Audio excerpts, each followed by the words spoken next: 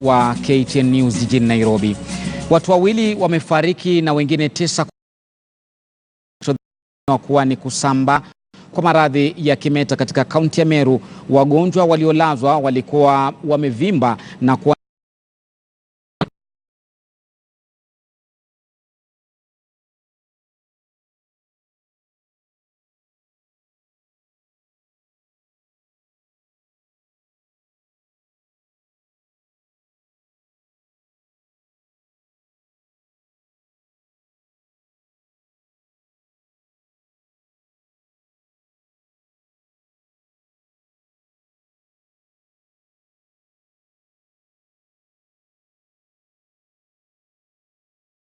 and swelling, and this necessitated for us to start investigations. However, the clinical presentation of the people who are coming and the history, they indicate we are dealing with the dead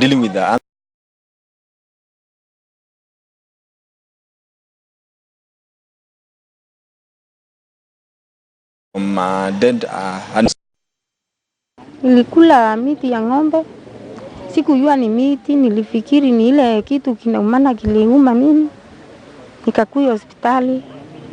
Daktari wakanipea dawa. Nikaenda nyumbani. Nikakaa siku moja, nikarudi tena jana. Lakini nikikuja kwa daktari akaniambia niende nikunywe hizo dawa zote, nikikataa kupona. Nikuje leo. Majority are cutaneous anthrax, which is affect the skin. Based on the clinical presentation of the patient who are coming to the facility, this classical presentation of cutaneous anthrax, and also based on the history that they are giving us of having consumed meat from animals which have died, this has led us to suspect is anthrax. As we await the confirmation test from the laboratory, first is to inform the public to be careful on the kind of meat they are eating and to avoid eating meat that is dead or uninspected meat. Mbali na maradhi hayo ya kimeta, kwingineko wadau wa sekta ya biashara kutoka nchi za Umoja wa Afrika AU wanakutana nchini Tanzania kujadili jinsi ya kufungua milango ya biashara baina ya nchi wanachama wa jumuiya hiyo. Wadau wa sekta ya biashara kutoka nchi za Umoja wa Afrika AU wamekutana jijini Arusha, kaskazini mwa Tanzania. Wameendelea na mafunzo yao maalumu ya namna ya kufungua milango ya biashara, mchakato ambao mwakilishi wa kamisheni ya Umoja wa Afrika Dr. Halima Abdi amesema ukikamilika ni ukombozi mkubwa wa nchi za Afrika. Mafunzo hayo yanatolewa na wakufunzi waliobobea kutoka vituo vya kibiashara duniani ikiwemo WTO, kituo cha kimataifa cha biashara ITC, kituo cha biashara kinachosaidia maendeleo ya kusini mwa Afrika South Center na taasisi nyingine za Umoja wa Mataifa.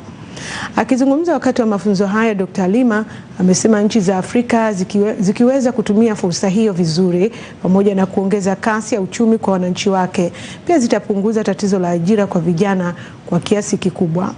Aidha, amefafanua kuwa asilimia kubwa ya nchi hizo ikiwemo Tanzania zina fursa kubwa ya uzalishaji wa mazao muhimu kama kahawa, ambayo kupitia mkataba huo kufungua masoko ya biashara, viwanda vikiwemo vya kusindika mazao vitaongezeka na nafasi za ajira pia zitaongezeka.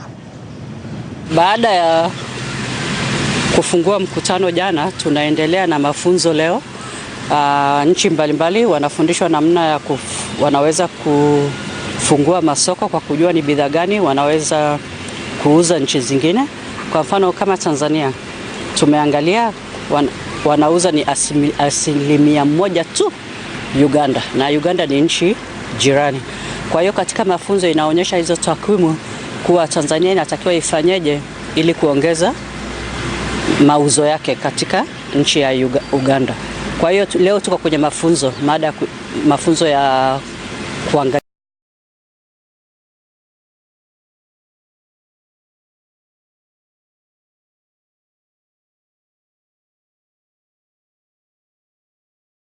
kwa tukamilishe kufunguliana masoko katika nchi ya Afrika, na walitupa muda mpaka mwezi wa 7 mwaka huu.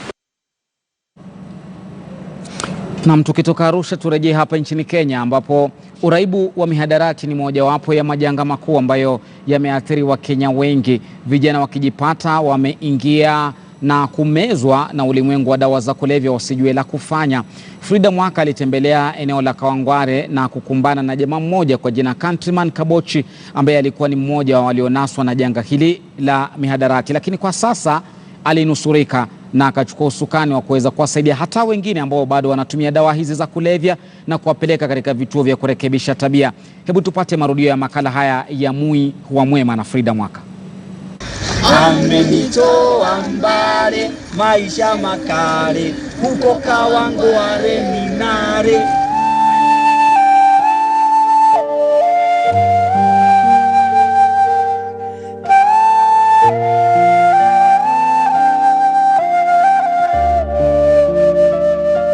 Nilianza kutumia dawa za kulevya aina ya heroin huku kwani maisha yangu yalikuwa yako hatarini sana, manake nimepitia shida nyingi. Kwa mfano nimevunjwa mpaka miguu yote miwili, nimezuririshwa karibu jela zote.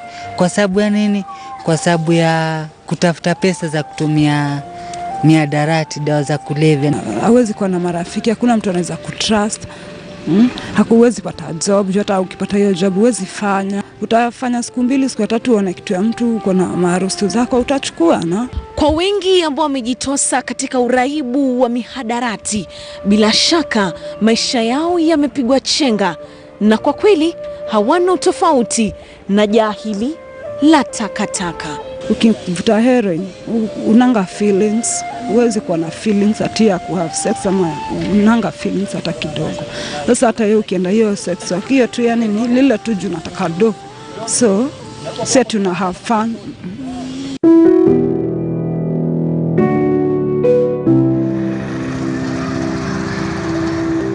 Ameniokoa, amenifanya kiumbe kipya, amenitoa mbali maisha makali huko Kawangware ninare. Uagoman ni wimbo unaoashiria hali yake ya kujinasua kutoka kwa uraibu wa mihadarati.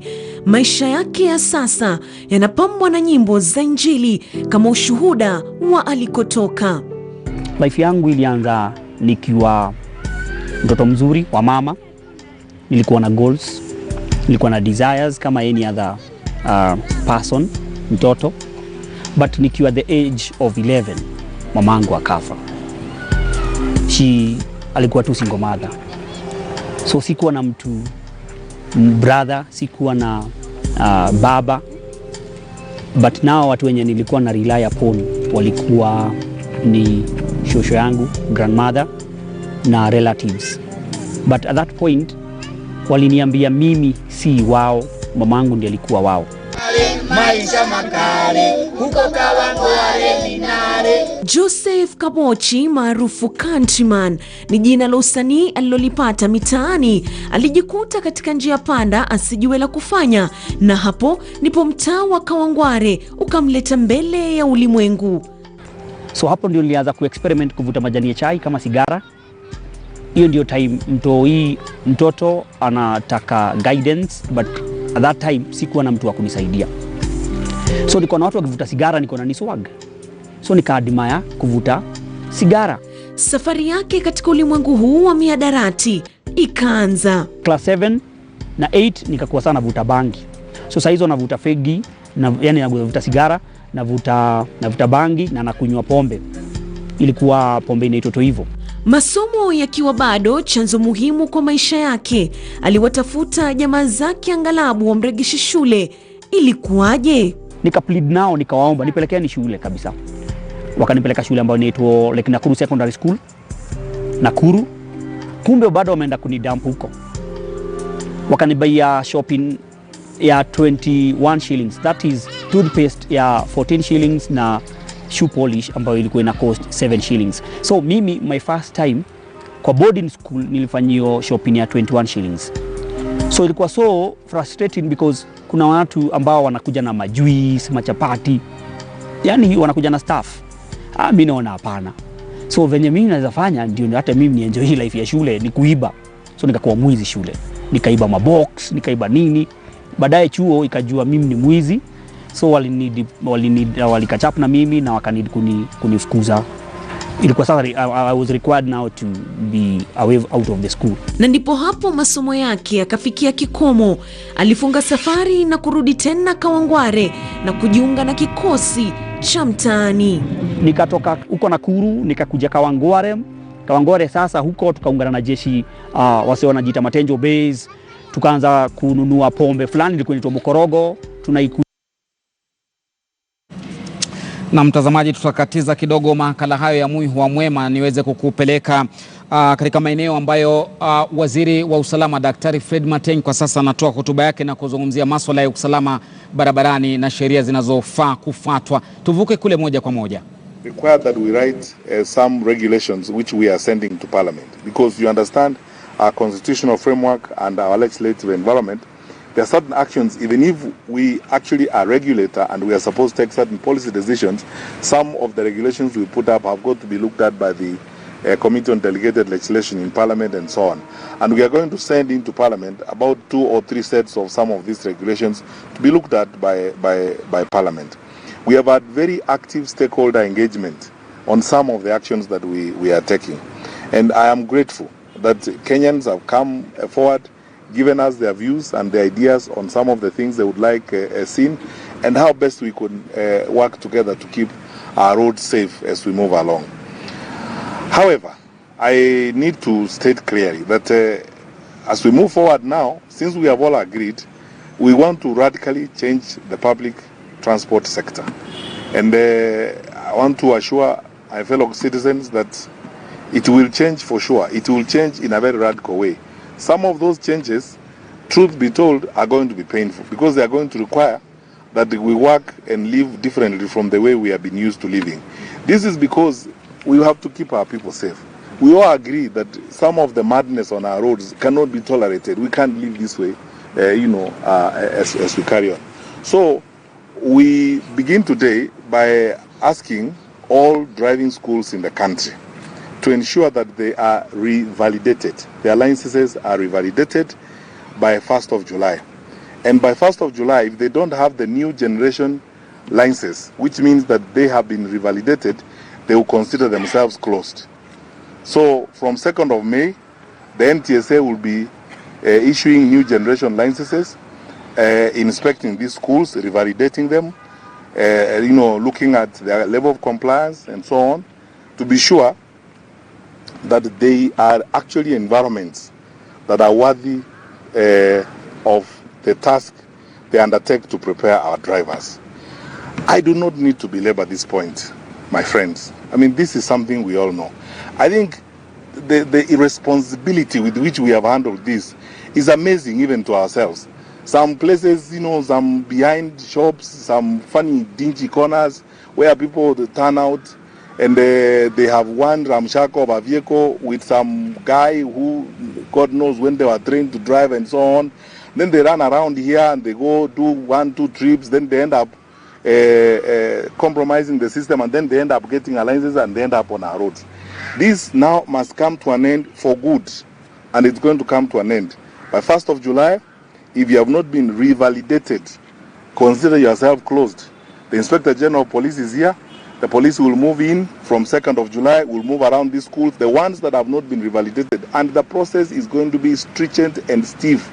They will have to be physically inspected by NTSA inspectors together with the police before they can be allowed to continue holding their licenses to train our drivers. Secondly, we've asked the NTSA, and the Major is here. I have told him within the next 14 days, he must issue new inspection licenses to all towing and recovery vehicles on our roads. I do not need to belabor this. Let's be very honest with one another. I mean, when you see some funny Land Rovers around our roundabouts, you actually ask yourself, are we serious, really? Are we serious people?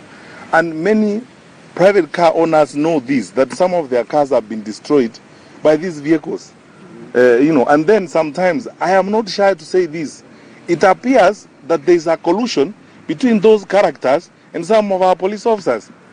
This madness has to come to an end. We have agreed in 14 days, anyone who is operating a towing and recovery vehicle has got to get a new inspection sticker. And NTSA will ensure that that inspection sticker is allowed. And if we see those funny looking vehicles around the roads and so on asking and hassling our people, we will know that we have failed and we have not done the work we are supposed to do. And I promise you, we will do our work. Thirdly, we have begun a very active and programmed engagement. We are going to have a meeting with the IRA, who is the regulator of insurers.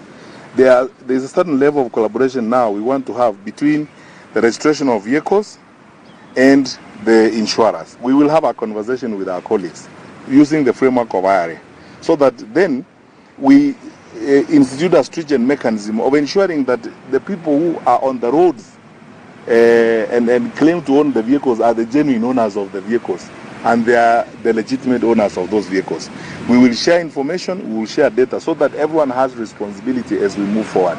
So we will begin with meetings with them, and small-scale engagements have begun with various transport sector stakeholders, which will culminate in a transport sector reform conference that we intend to have before the end of this financial year, before the 30th of June, where we'll sit together with the public service vehicle operators, the Matatu Welfare Association, the Motor Vehicle Owners Association, and all these people, the Bodybuilders Association, because we are going to introduce very stringent measures on bodybuilding, especially for public service vehicles.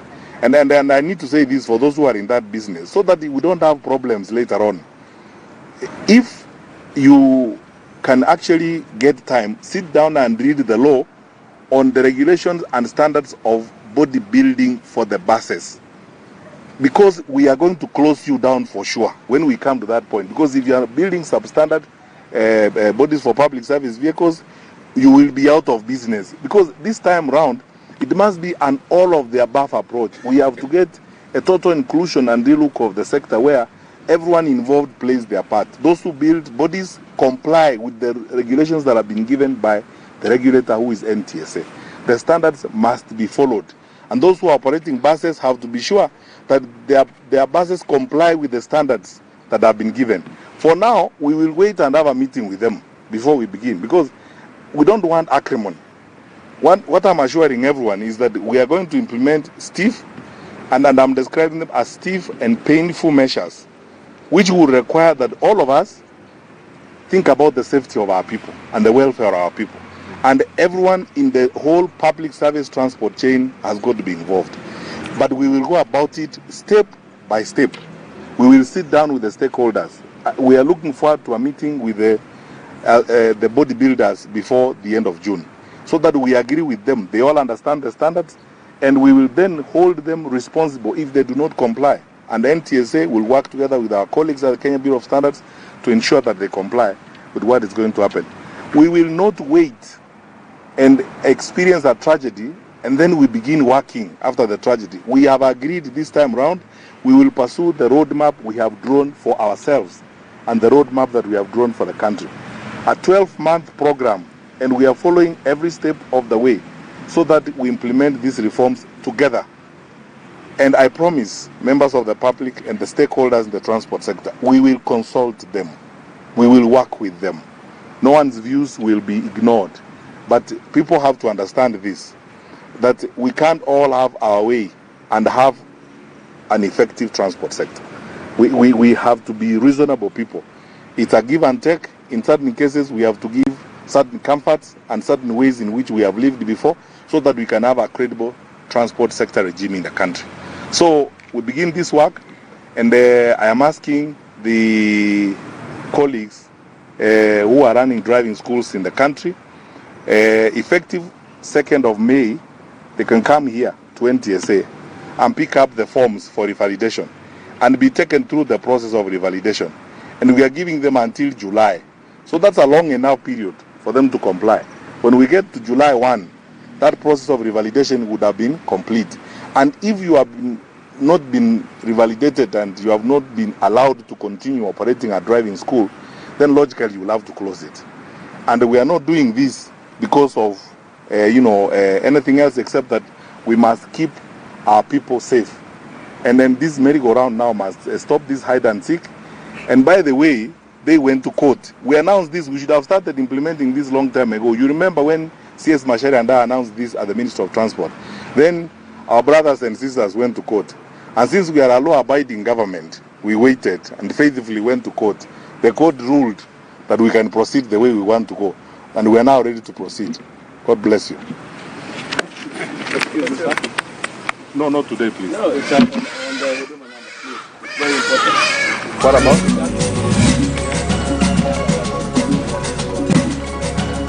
Now becoming a concern, probably as the ministry involved, what will probably be the action that will be taken? Because it is happening in very many parts of the country. Let me say this for the record.